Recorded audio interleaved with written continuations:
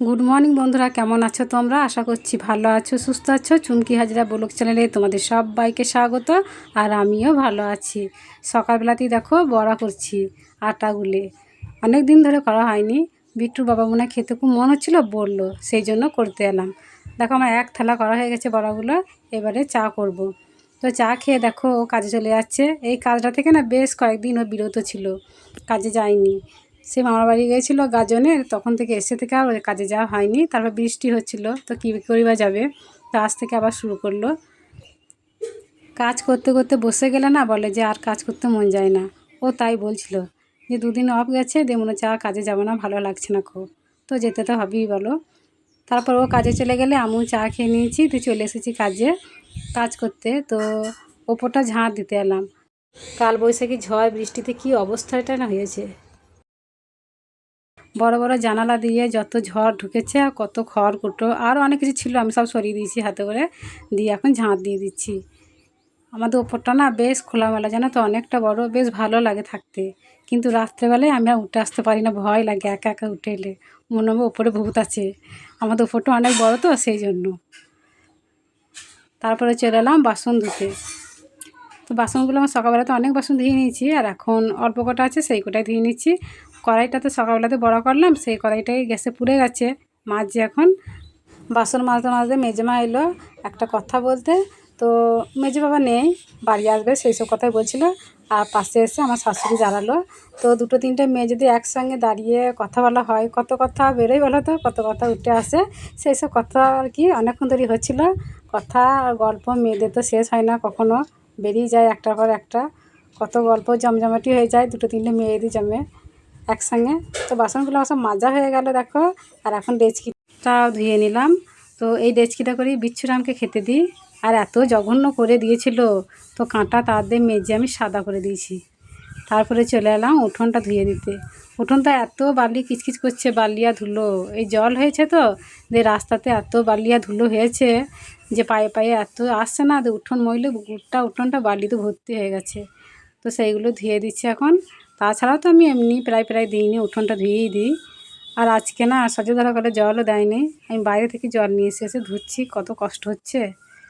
পিঁড়েটা মুছে নিচ্ছি, আর পিঁড়ে মুছতে মুছতে একটা সুন্দর কীর্তন শুনছি, মাইকে হচ্ছে। তো দল এসেছে কীর্তন করতে, আমার কীর্তন শুনতে বা দেখতে খুব ভালো লাগে, কিন্তু যাওয়া হলো না কো, আমাদের গ্রামেই হচ্ছে।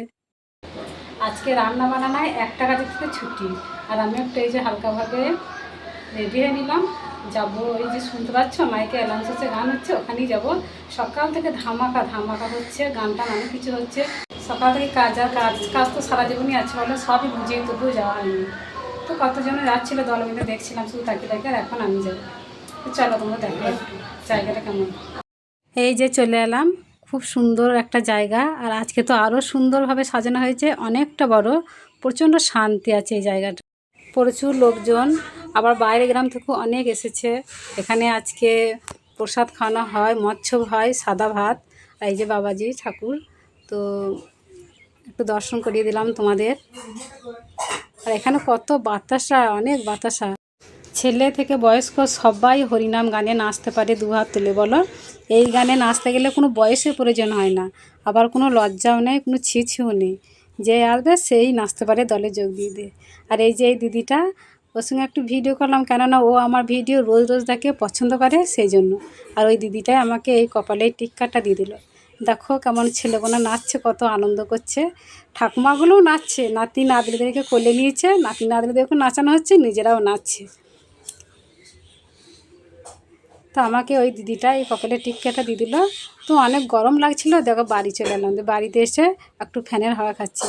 আর টিপটা অর্ধেকটা দেখাচ্ছে না, আমি তাই দেখছি অর্ধেকটা হলো কী করে, আবিরে ঢাকা পড়ে গেছে অর্ধেকটা। এবারে খেতে যাবো, খাওয়ার সময় হয়ে গেছে। ও দেখো কেমন করলে মাথাতে শুয়ে আছে। এবারে কী করে দেবো।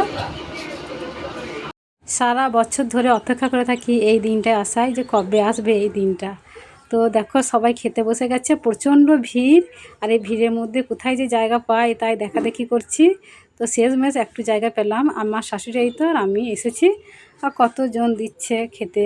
আর এই যে এই কাকিমাটা হাসছে না, ওই কাকিমাটা আমার ভিডিও দেখে রোজ রোজ। তো সেই জন্য এই যে বলছে, রোজ দেখি তোমার ভিডিও বৌমা, ভালো লাগে। সাদা ভাত, নিরামিষ তরকারি, আর রান্না বান্নাগুলো এত সুন্দর হয় না, মনে হয় অমৃত। আমি বসে রয়েছি, তো এখন ভাত ডাল আসেনি, খাওয়া দাওয়া হয়ে গেছে। আর কি খেলাম সত্যি, এত গরমের মধ্যে যেটুকুই খেয়েছি খুব তৃপ্তি করে খেয়েছি। দিয়ে আবার একবার মন্দিরের মধ্যে চলে এসেছি, আর কত বাতাসা ছিটাইছে দেখো। রাত্রে আমি আর কিন্তু ভাত রান্না করি নাই, মুড়ি খাবো বলে। মুড়ি খেলে শরীরটা ঝরঝরে থাকবে, ভালো থাকবে, সেই জন্য। আর দুটো মিষ্টির মধ্যে ডোরা পড়ে গেছে, তো সেইগুলো বেছে বেছে ফেলে দিচ্ছি। খাবার বেড়ে রাখতে হবে কতক্ষণ ধরে, তারপরে উঠে আসবে। তো আমি সে বসে বসে এখন আগুছি খাবার। আর এখন রাত 10টা বেজেও গেছে, অনেকটা রাত হয়ে গেল। তো বন্ধুরা, আজকের ভিডিওটা এই পর্যন্তই। দেখা হচ্ছে আগামী পর্বে। সবাই সুস্থ থাকো, ভালো থাকো, গুড নাইট।